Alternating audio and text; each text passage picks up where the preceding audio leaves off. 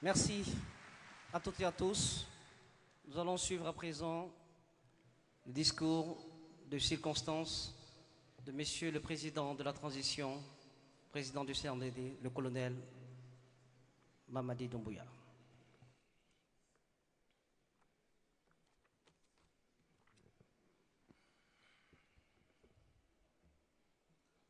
Mesdames et Messieurs, mes chers compatriotes, chers invités, comme vous le savez, dès la prise du pouvoir par les forces de défense et de sécurité, le 5 septembre 2021, nous nous sommes engagés à faire face à notre histoire et à assumer notre devoir de mémoire.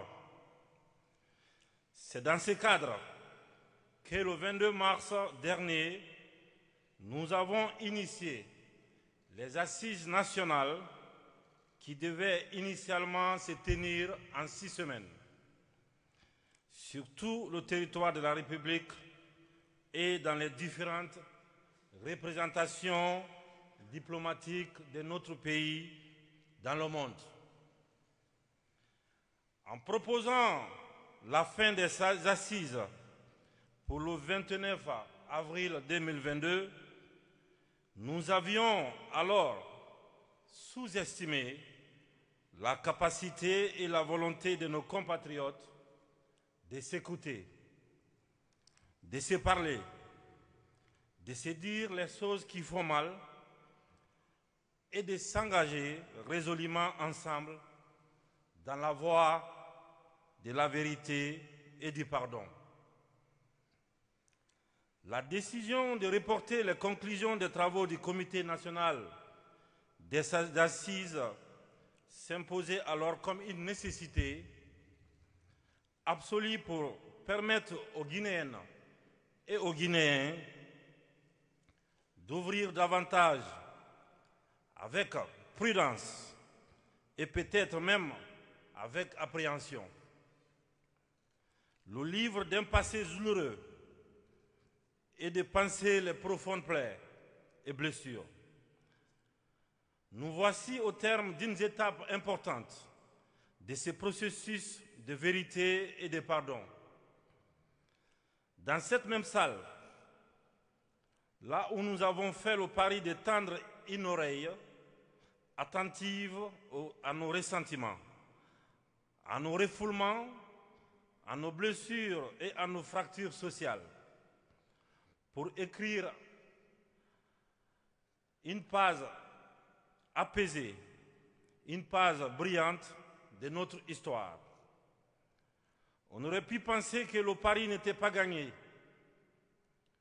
mais nous voici de nouveau dans cette même salle où nous avons ouvert les assises nationales, sous le signe de la vérité et du pardon.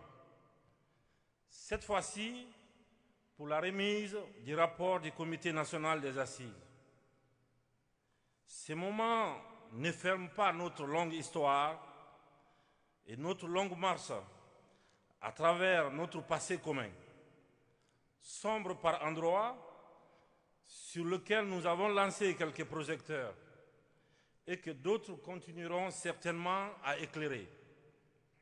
En attendant, ce moment solennel est pour nous l'expression de notre détermination à apaiser le cœur et les rancœurs, écouter son prochain, ses douleurs, surtout lorsque celles-ci sont infligées au mépris de l'appartenance à une même nation, un même pays.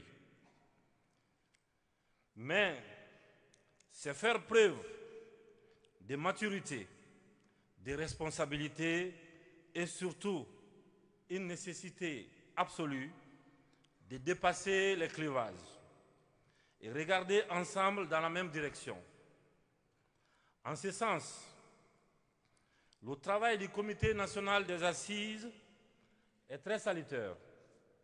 Mesdames et messieurs, chers compatriotes, En prenant nos responsabilités le 5 septembre 2021, nous avons fait vœu du rassemblement. C'est un serment.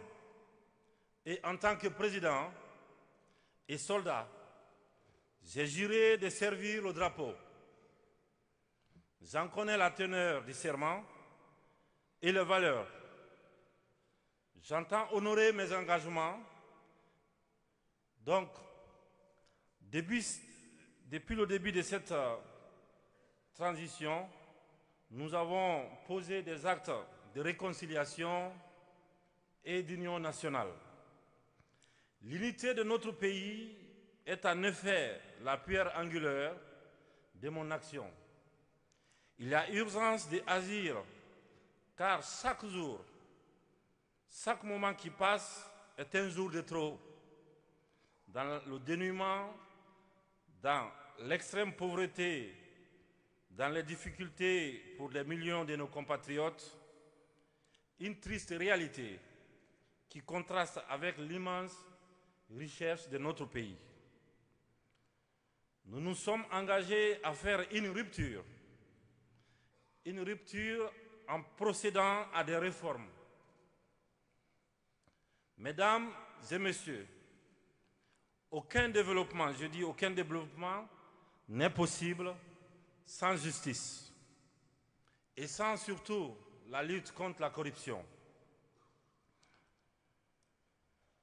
Mes chers compatriotes, les changements sont des fois procédés d'inconfort. Dans le cas de notre pays, ça touche des intérêts individuels et égoïstes parfois qui bloquent malheureusement l'unité et le rassemblement de la Guinée. Mes chers compatriotes, nous ne pouvons pas continuer à freiner le développement de notre pays en se cachant derrière les considérations irrationnelles que sont l'ethnie, la religion ou la région et très souvent la politique. Au lieu d'instrumentaliser la jeunesse guinéenne, concentrons-nous plutôt à son avenir. Parce que, pour moi, le seul combat qui mérite actuellement d'être mené, c'est l'avenir de notre pays. Les réformes structurelles continueront dans tous les domaines et nous ne reculerons devant personne pour faire les réformes. L'avenir de notre jeunesse est la seule raison d'être de notre État. C'est à ces réformes que j'associe les conclusions de votre rapport. Je puis vous dire que chaque ligne, chaque solution proposée dans ces rapports sera analysée et prise en compte à la lumière, bien sûr, de l'intérêt supérieur du peuple souverain de Guinée. Mes chers compatriotes, l'occasion a été donnée à chacun de dire la vérité, du moins sa part de vérité. Le Comité national des assises a effectué son travail. Les Guinéens le leur. Ils ont été au rendez-vous de l'histoire. Croyez-moi que nous sommes déterminés à tout mettre en œuvre pour combler les attentes. Chers membres du Comité national des assises, chers coprésidents, c'est le moment de vous remercier pour le travail abattu. Par votre mobilisation, vous avez prouvé que vous portez la Guinée dans vos cœurs. Je vous témoigne toute ma reconnaissance et ma gratitude pour les efforts fournis, pour la nécessité et surtout pour la réussite des journées de vérité et du pardon.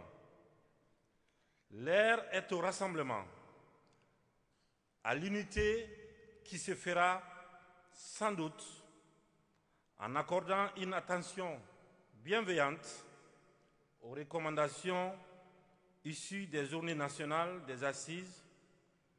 Vous pouvez compter sur moi. Je ferai en sorte que vos efforts ne soient pas vains et que la parole libre des Guinéennes et Guinéens, que leur expression de vérité et de pardon ne soit pas un écho qui meurt dans le silence des tiroirs de l'oubli. Je ferai un point d'honneur. Et pour terminer, mes chers compatriotes, les solutions à nos problèmes, on ne peut compter sur personne. Et les problèmes sont guinéens et les solutions le seront aussi. Qu'on se regarde en face et nous avons, depuis le début de notre histoire, assumé nos responsabilités et nous avons compté sur personne pour faire le travail à notre place. Et on le fera. On le fera.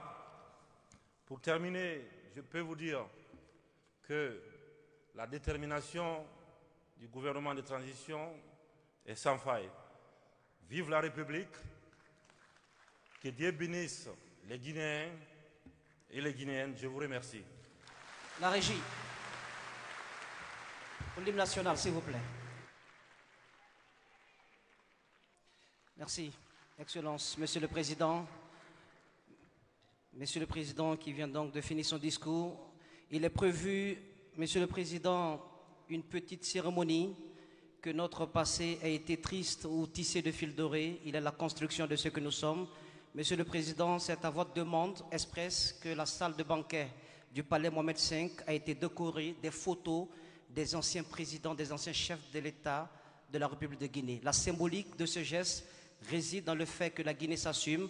J'invite les Amazones de la DCI à passer ici devant tout le monde avec les portraits des anciens présidents de la République de Guinée, comme pour dire que le CNRD, le gouvernement guinéen et le peuple de Guinée ne sont pas dans le reniement.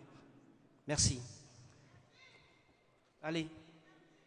Merci, ce sont donc ces portraits. Nous commençons par le président Ahmed Sékou Touré.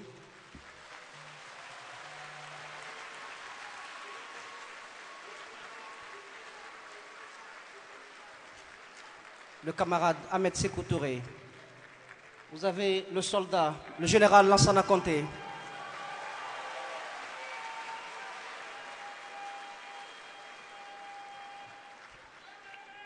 Le capitaine Moussa Dadis Camara.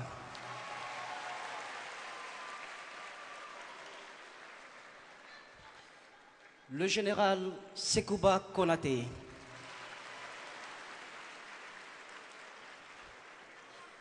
Le professeur Alpha Condé. C'est cela la Guinée. Mesdames et messieurs, peuple de Guinée, ces photos sont affichées dans la salle de banquet du Palais Mohamed V. C'est le chef de l'État, le colonel Mamadi Doumbouya, qui a demandé à le faire.